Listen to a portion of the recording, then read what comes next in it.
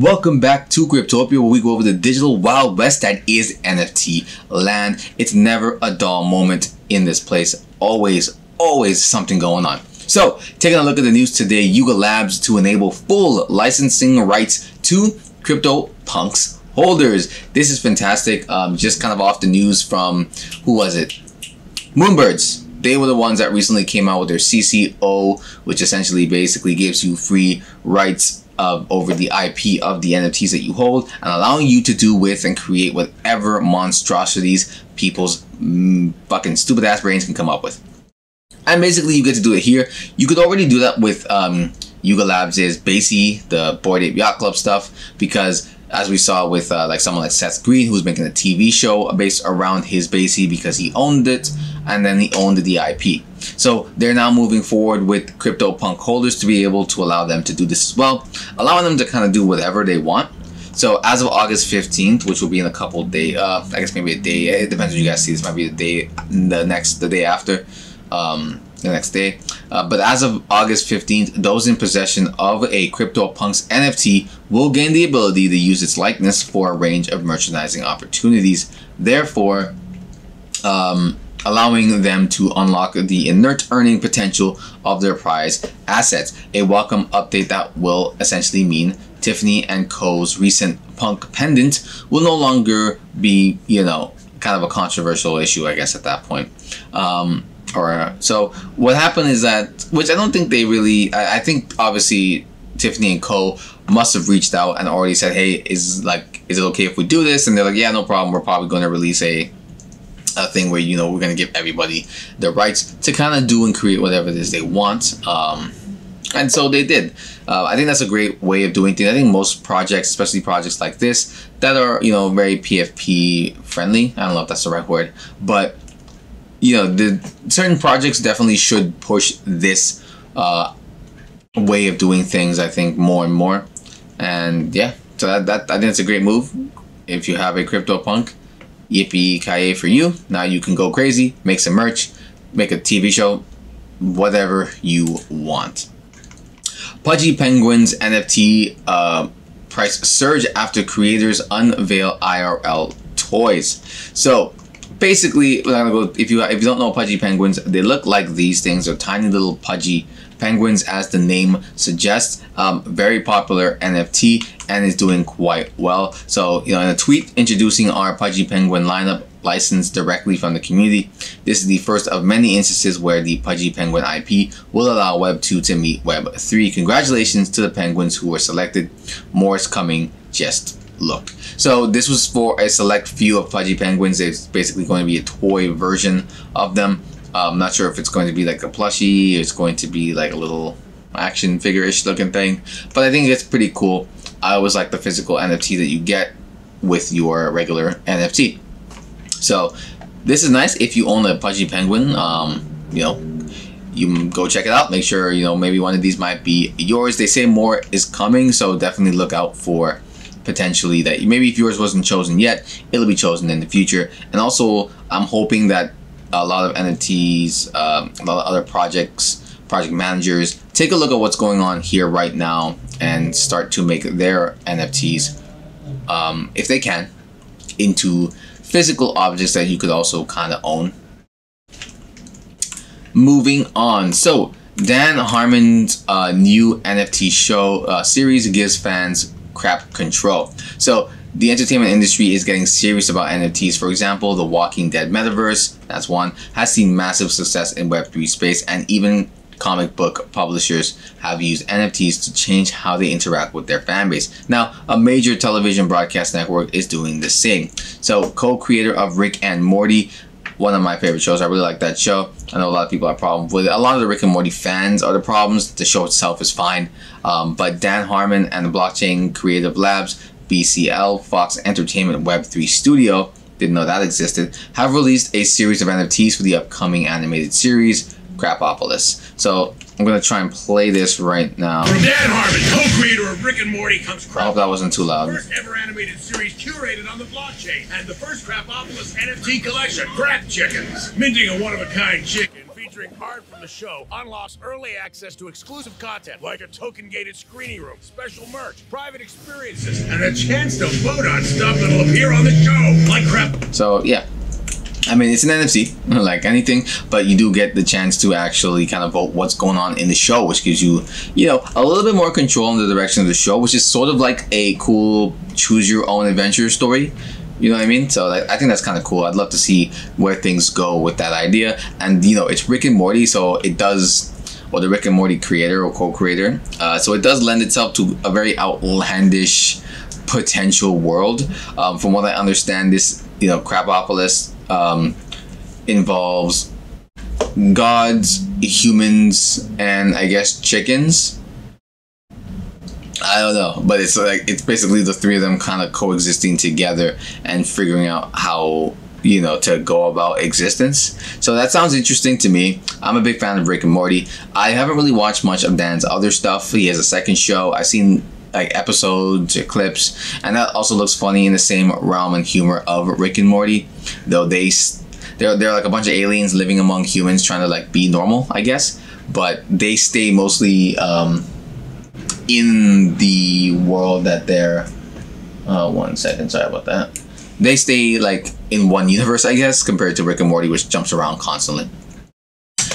Moving on. So, full steam ahead as Axie Infinity ushers in Origin Phase 3. NFT gaming juggernaut Axie Infinity has ushered in the third stage of its ambitious Origin project. It is now enabling the SLP, the Smooth Love Potion reward system, that's the name of their token, and making the long-awaited transition into Origin Season 0. As a result of the launch, gamers can now earn SLP rewards when winning ranked PvP matches in Origin. Meanwhile, Axie has simultaneously removed the function from the classic version of the game. Furthermore, Axie users have now gained the ability to craft NFT runes and charms on the platform, which after a 7-day cooldown period, they can trade openly on the Axie Infinity marketplace. If you're a huge fan of Axie Infinity, probably some wicked news for you. I mean, I don't, you know, typically I don't hear too many great stuff about Axie Infinity, if I'm remembering correctly, the articles I've read. So, you know, but apparently people are still playing, they're still into it. So, you know, all the power to them. So moving on, now we're into, so that was the NFT, you know, film and industry, and then we did the NFT, what do we call it, some gaming industry, and now we're into the NFT laws.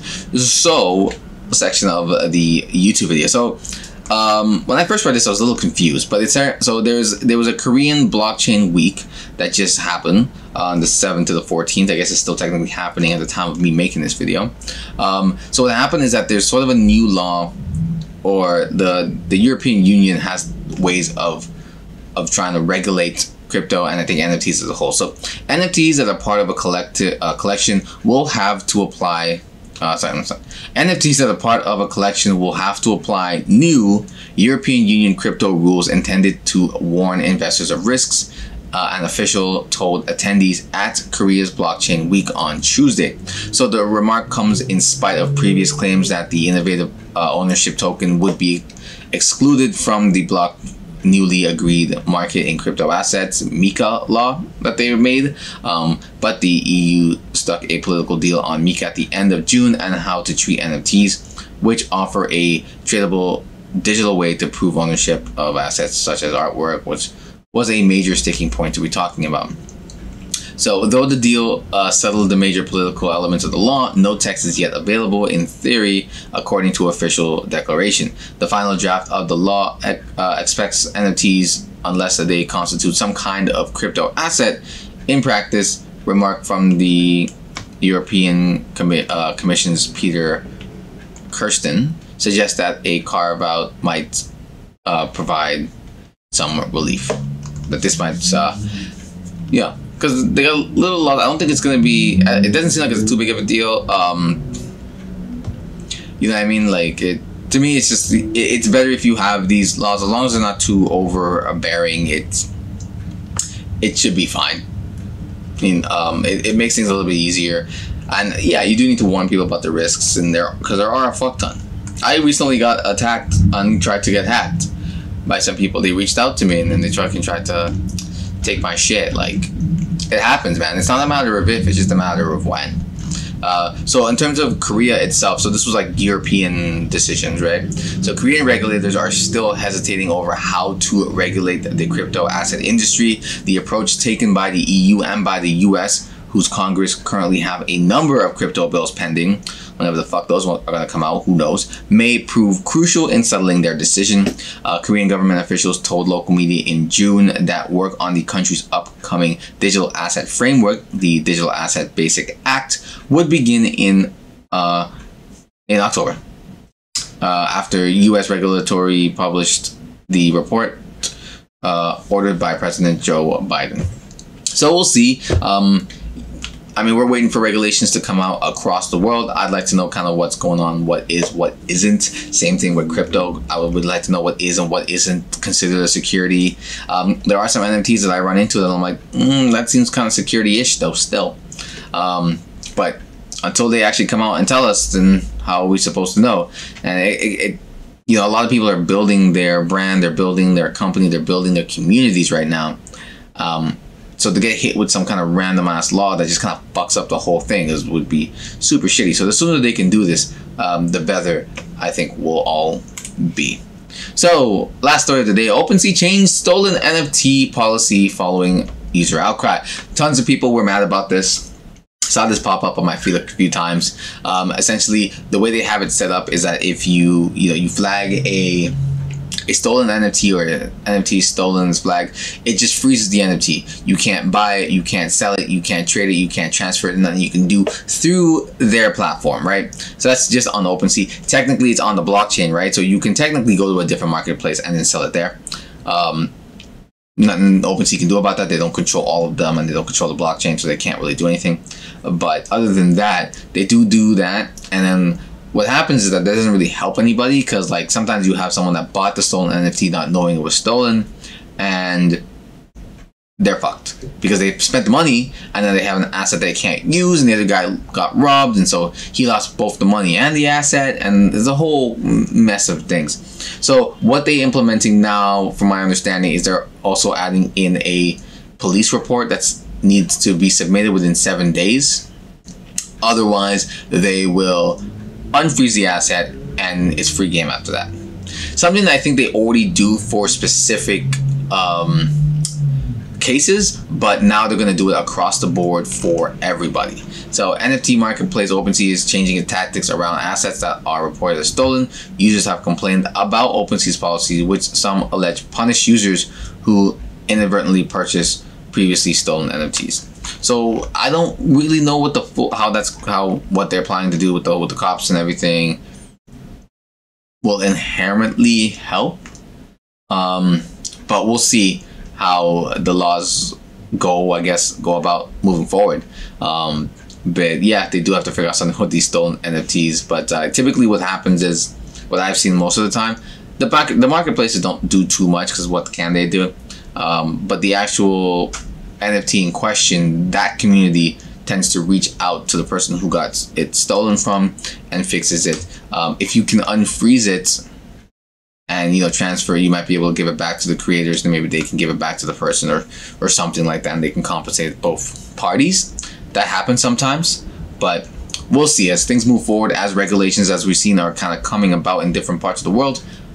The dust should settle a little bit, and we should get a better idea, and it should be a little less gunslingy by next year even, I would say.